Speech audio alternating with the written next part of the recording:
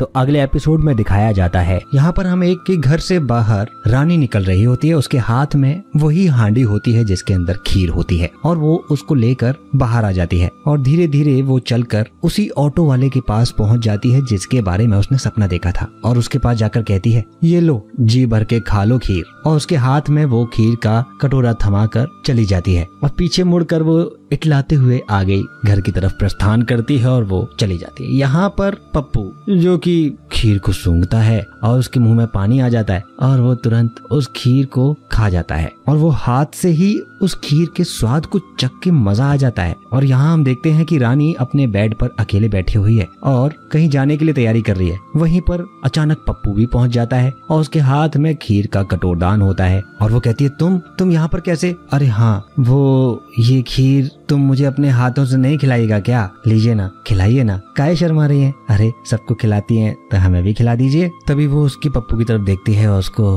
मुस्कुराते हुए वो उसको चम्मच से खीर खिला देती है और पप्पू भी उस चम्मच को उसके ही हाथों से खीर खिला देता है और उसके खीर के कुछ बूंदें उसके शरीर पर गिर जाती हैं। तभी वो कहता है, अरे आप मत पहुंचिए, हम साफ कर देते हैं ना। और उन दोनों के बीच में नजदीकियां बढ़ जाती हैं और एक दूसरे से वो प्यार करना शुरू कर देते हैं। तभी हम देखते हैं कि वो जो पप्पू है वो सपनों में ही ये सारी कहानियां मनगढ़ंत तरीके से सोचो रहा था और उसको ख्वाहिशों में ही, यानी कि उसके दिमाग में ये सब कुछ ख्याली पुलाव बनना शुरू हो गए थे और उसकी दाढ़ी तक पे वो पूरी खीर टपक रही थी। तभी पीछे से एक आदमी आता है और उसको बोलता है, क्या भैया चलोगे वहाँ पर? वो कहता, अरे नहीं जाना है। वो कहता, अरे काहे? दिख नहीं रहे तुमको हम खीर खा रहे हैं, चलो जाओ, हम देख नहीं रहे, डुबा के मारेंगे इसी खीर में, तुमको बता रहे हैं। हाँ, और वो उसको वहाँ से भगा देता है। सब्जी मंडी जाओगे? तभी अगले ही पल हम देखते हैं यहाँ पर रानी मास्टर जी के घर पर जा चुकी है और मास्टर जी का इंतजार कर रही है। मास्टर जी मुझे थोड़ा अधिक दे दीजिएगा, क्योंकि तभी वो मास्टर जी को पुकार कर कहती है,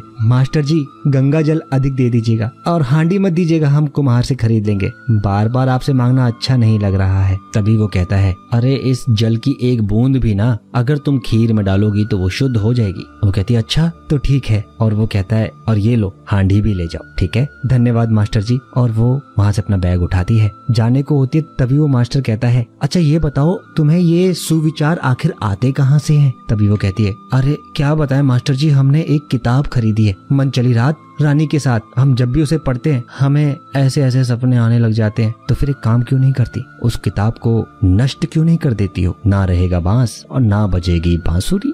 हाँ ठीक है मास्टर जी, मैं आज ही उसको नष्ट कर देती हूँ, धन्यवाद मास्टर जी। और वो वहाँ से चली जाती है। यहाँ मास्टर भी खड़े होकर कहता है, ऐसा गंदा साहित्य लिखता कौन है और लिखकर उसे प्रकाशित कौन करता है ये?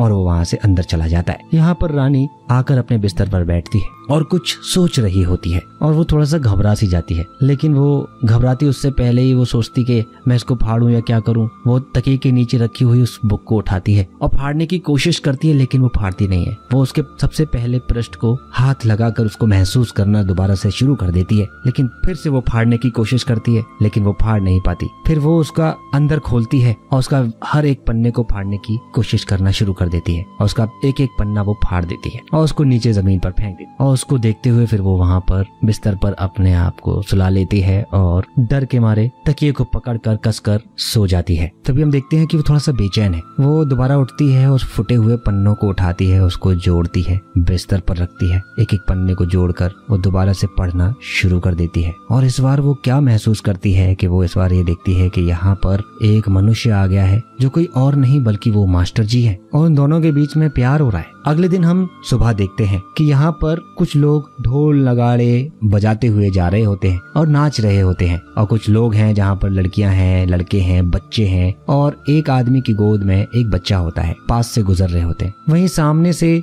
रानी भी हांडी में खीर लेकर गुजर रही होती है और उसी में वो मास्टर जी होते हैं। तभी रानी वहाँ पर मास्टर जी के पास आती है। तभी वो मास्टर जी कहता है, अरे अब किसे अपवित्र कर दिया तुमने? तभी वो थोड़ा सा मुस्कुरा जाती है और उसके बाद वो अपनी पूरी कहानी बताना शुरू करती है कि उसने क्या देखा था। तभी वो कहती है कि आप खीर खाइए और वो उसको खीर खिला देती है और मास्टर बेचैन हो जाता है कि इसने मेरे साथ ये सब सपने देखे। तभी वो रानी उससे कहती है ये आप खा लेना और उसके हाथ में वो डोंगा थमाकर वहाँ से चली जाती है। और मास्टर यहाँ पर बेचैन हो जाता है और रानी उसको मुड़कर देखती है और झट से इटलाती हुई वो वहाँ से चली जाती है। तभी मास्टर यहाँ पर उस खीर के जो डोंगे को उसने थमाया तब उसको तोड़कर वहाँ से चली जाता है और नाचता हुआ उसी बारात में फिर से शामिल हो जाता है। तो इसी के साथ में ये एपिसोड यहाँ पर खत्म होता है। अगले एपिसोड में जल्द मिलेंगे, तब तक के लिए नमस्कार, धन्यवाद।